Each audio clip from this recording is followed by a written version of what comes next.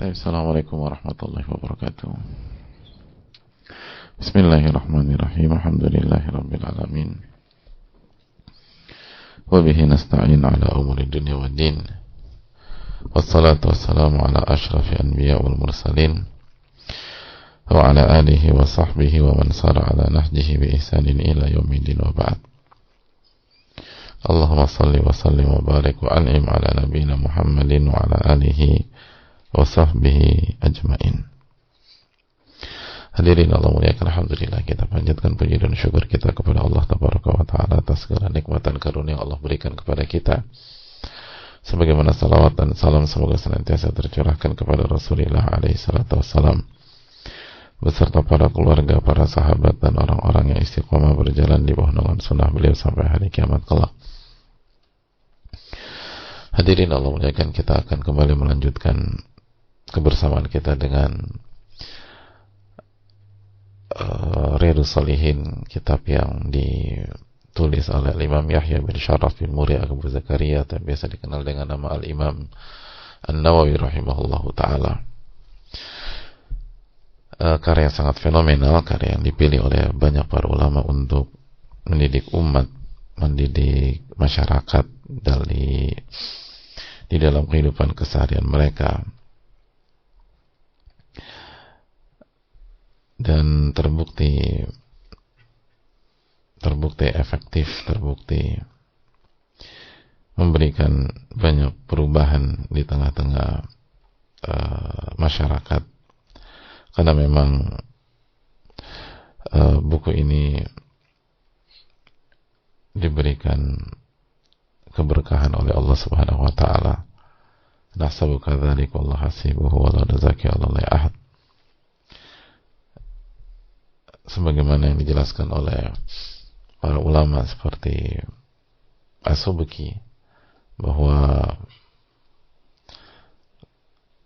karya-karya Al-Imam An-Nawawi rahimahullah ta'ala itu tidak bisa lepas dari pertolongan Allah tabaraka wa ta'ala, dan memang sangat luar biasa. Maka sebuah kehormatan, sebuah keberuntungan kita bisa mempelajari salah satu karya beliau. Dan hadirin Allah muliakan, pembahasannya pun juga sangat keseharian. Dan memang begitulah ilmu itu harus dipelajari.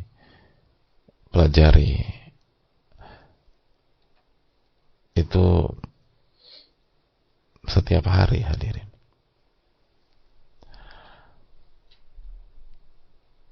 Sebagaimana hidup ini pun juga setiap hari. Hidup ini terus berjalan, tidak berhenti. Kata Ibnu Qayyim rahimahullahu ta'ala, al-abdu sa'irun la waqif. Hamba itu terus berjalan dan tidak pernah berhenti. La waqif. Kita nggak bisa menyetop waktu, dan waktu nggak pernah berhenti. Hidup itu selalu berjalan. Siap apa tidak, capek atau semangat, sakit atau sehat, hidup itu terus berjalan. Kita suka, kita nggak suka, kita nyaman, kita nggak nyaman, kita senang, kita kecewa,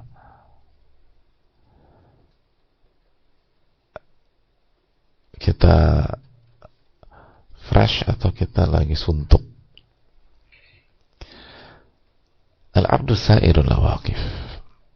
Manusia itu sejatinya terus berjalan, hadir, dan nggak pernah berhenti. Jadi kalau kita nggak siap, ya sudah, kita akan tergulung. Makanya kan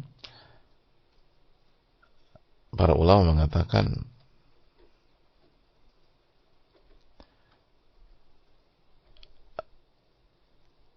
al-waqtu kasayf, waktu itu ibarat pedang. illam taqta'u qata'aka. Kalau Anda tidak tebas, dia akan tebas Anda.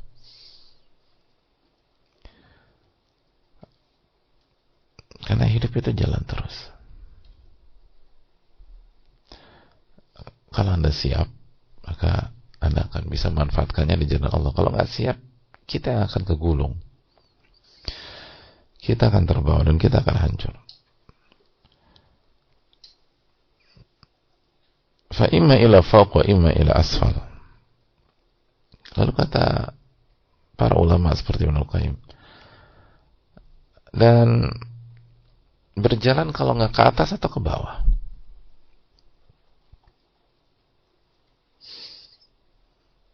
Gitu. Jadi jalan tuh kalau nggak ke atas, ke bawah. Imma ilal amam wa imma ila wara. Kalau nggak ke depan, ke belakang. Artinya ke depan itu mengalami kemajuan, increase. Kalau ke belakang mulai kemunduran, decrease, dan seterusnya. Jadi hadirin Allah muliakan, walaysa min at-tabi'ah wala fi syari'ah wuquful batta. Nggak sesuai dengan tabiat, nggak sesuai dengan syariah, itu diam. Makanya kan tubuh kita kalau diam rusak. Coba tubuh dipakai tidur terus, berbaring terus di kasur, apa yang terjadi? Kulit lecet, kaki mengecil, rusak tubuh kita. Emang tubuh kita tuh diciptakan untuk bergerak gitu. Makanya di antara guru-guru kami dulu tuh mengatakan al-harakatu barakah. Bergerak itu keberkahan. Beraktivitas itu keberkahan. Karena kita diciptakan untuk bergerak memang. Kalau enggak, yang jadi masalah kalau enggak ke atas ke bawah gitu aja. Kalau enggak mengalami kemajuan, kemunduran. Tapi harus bergerak. Itulah hakikat dari kehidupan. Kita harus beraktivitas. Nah, hadirin Allah muliakan. Nah, disinilah kita perlu ilmu yang terus bertambah. Dan kita butuh ilmu setiap hari. Karena kehidupan berjalan setiap hari. Makanya Ibnu Syihab mengatakan rahimahullahu ta'ala, walakin khudhu ma'al ayami wal layali. Ambillah ilmu itu siang dan malam. Ambillah ilmu itu setiap hari. Wa la ta'khudhil ilma jumlatan. Tapi jangan diambil sekaligus. Jangan diambil sekaligus. Jangan diambil sekaligus. Fa inna man rama akhdahu jumlatan dhahaba anhu jumlatan. Karena barang siapa yang mengambilnya sekaligus akan hilang sekaligus. Ilmu itu besar. Makanya sebagian ulama mengatakan al-ilmu la yukabiruhu ahadun. Ilmu itu nggak bisa ditaklukkan oleh siapapun. Nggak ada yang bisa lebih besar dari ilmu. Nggak bisa. Ilmu itu sangat luas. Wa ma utitu minal ilmi illa qalila, kata Allah. Kalian nggak dikasih ilmu kecuali sedikit. Nah, menghadapi hal yang sangat luas ini, Anda harus ngambil sedikit. Walakin syai' ba'da syai' ma'al layali wal ayyam. Anda nggak bisa ngambil banyak sekaligus. Anda nggak bisa ngambil banyak. Anda nggak bisa ambil banyak. Harus diambil setiap hari. Dan setiap hari itu harus sedikit.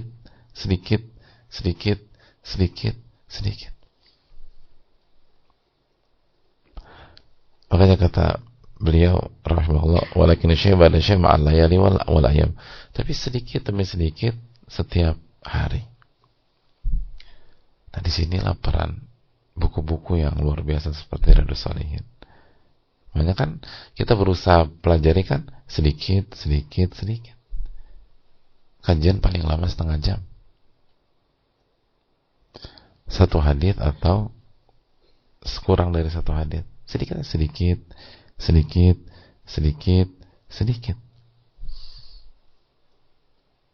kita agar bisa mengawal kehidupan kita, karena hidup kita jalan terus, nggak bisa berhenti. Hanya sedikit, nanti besok sedikit lagi, nanti besok diingetin lagi, lalu besok lupa, ingat lagi, lalu ada hal yang baru, lalu lupa, diulang lagi, terus demikian. Tapi itulah kehidupan, hadirin Allah muliakan, yang dijelaskan oleh para ulama kita. Tapi kita lanjutkan sedikit hadis Zaid. Semoga Allah memberikan taufik kepada kita. Amin ya rabbal alamin. Dan hadis ini sekali lagi berbicara tentang keutamaan ahlul bait Rasulullah sallallahu alaihi wasallam. Di antara pelajaran yang bisa kita petik dari hadis ini, dijelaskan oleh para ulama bahwa yajib 'alal muslim an ya'taqida anna ahlal baiti Nabi sallallahu alaihi wasallam hum asyrafun nas 'ala wajhil ardi fakhran wa hasaban wa nasaba. Dari bab ini dan dari hadis ini kita bisa mengambil pelajaran bahwa seorang muslim itu wajib meyakini. Ingat, wajib, hukumnya wajib. Meyakini. Apa yang wajib dia yakini? Bahwa keluarga Rasulullah SAW, ahlul bait Nabi SAW, keluarga Rasulullah SAW adalah manusia yang paling mulia di atas permukaan bumi, yang paling mulia dari segi kedudukan, status sosial dan nasab.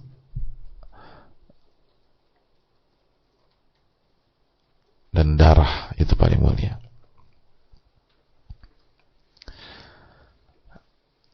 Jadi nggak ada orang yang punya garis keluarga lebih mulia dari ahlul bait Rasulullah SAW atau keluarga Rasulullah SAW. Nggak ada orang yang lebih tinggi kedudukan sosialnya dibanding keluarga Rasulullah SAW. Itu keyakinan seorang muslim, dan hukumnya wajib kata para ulama.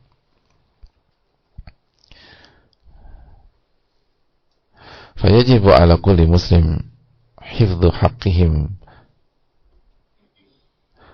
wa wasiyati Rasulillah SAW fihim yawma ghadirahum. Maka wajib juga bagi setiap muslim menjaga hak-hak mereka dan menjalankan wasiat Rasulullah SAW di hadis Zaid ini. Udzakirukumullah fi ahli baiti, aku ingatkan kepada untuk bertakwa kepada Allah dalam menyikapi ahlul baitku. Jadi hadirin Allah muliakan, ini kewajiban dan ini keyakinan kita bahwa keluarga Rasulullah SAW adalah keluarga yang paling tinggi kedudukannya, strata sosialnya, hubungan darahnya, itu nggak ada yang lebih tinggi dari itu di tengah-tengah manusia setelah Rasulullah Sallallahu Alaihi Wasallam. Dan kita wajib untuk menjaga hak-hak mereka.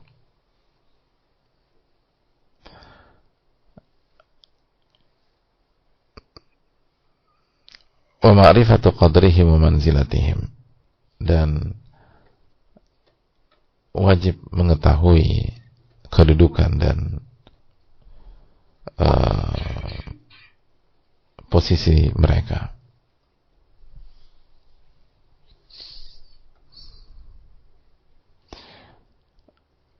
Jadi kita harus tahu kedudukan dan posisi mereka. Mereka punya kedudukan yang tinggi.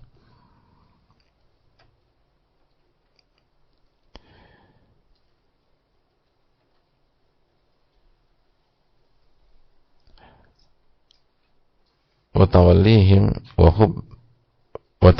وحبهم وتوقيرهم والثناء عليهم وإكرامهم والإحسان إليهم, dan wajib loyal dan setia dengan mereka selama tidak maksiat atau selama berada dalam koridor yang benar, sebagaimana sekali lagi hadis ketika Nabi SAW kepada bicara tentang Fatimah, ya Fatimah bin law kanat Fatimah bintu Muhammadin sarqat laqata'tu yadaha. Kalau Fatimah anaknya Muhammad mencuri, aku yang akan menghukumnya.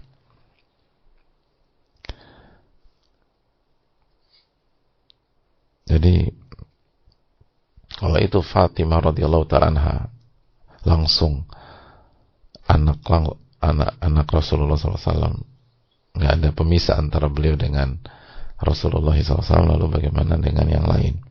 Tapi sekali lagi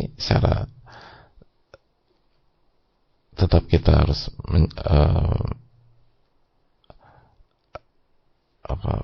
setia, harus mencintai dan memuliakan tauqiruhum wa tsana'u 'alaihim, dan memuji mereka, wa ikramuhum, dan memuliakan, wal ihsanu ilaihim, dan berbuat baik kepada mereka. Berbuat baik kepada mereka. Sebenarnya simpel hadirin. Kita harus setia dengan orang-orang beriman, gitu. Ya apalagi mereka, itu poinnya. Ini kan sekali lagi sikap yang harus kita berikan kepada saudara-saudara kita. Itu yang nasabnya biasa-biasa aja. Lalu bagaimana dengan keluarga Rasulullah sallallahu alaihi wasallam?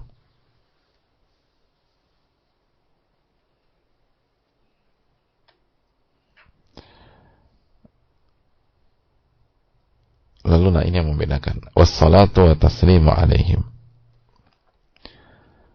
dan bersalawat dan taslim kepada mereka. Maksudnya apa? Sebagaimana hadits Bukhari dan Muslim, yaitu salawat Ibrahimiyah yang biasa kita baca ketika kita salat. Allahumma salli ala Muhammad wa ala ali Muhammad, gitu. Kama sallaita ala Ibrahim wa ala ali Ibrahim innaka Hamidum Majid. Allahumma barik ala Muhammad wa ala ali Muhammad kama barakta ala Ibrahim wa ala ali Ibrahim innaka Hamidum Majid. Allahumma salli ala Muhammad, ya Allah, salawatlah kepada Muhammad wa ala ali Muhammad, dan keluarga Muhammad, alul bait. Berkahilah Muhammad dan keluarga Muhammad. Itu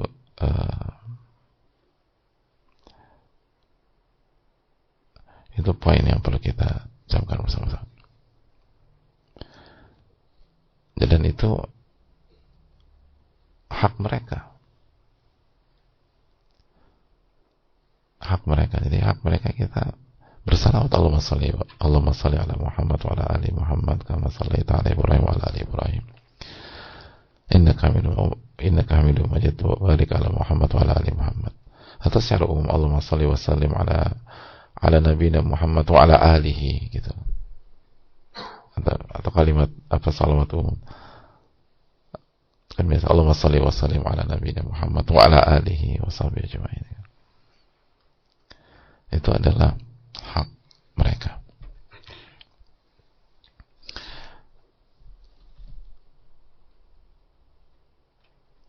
Ya, saya rasa cukup sampai di sini.